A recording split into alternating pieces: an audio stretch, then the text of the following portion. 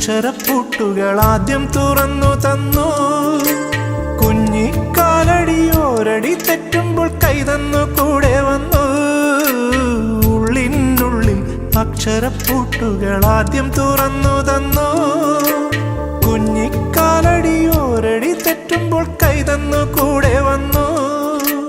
ജീവിത പാതകളിൽ ഇനി എന്നിനി കാണും മറ്റൊരു ജന്മം കൂടെ ജനിക്കാൻ പുണ്യം പുലർന്നിടുമോ, പുണ്യം പുലർന്നിടുമോ.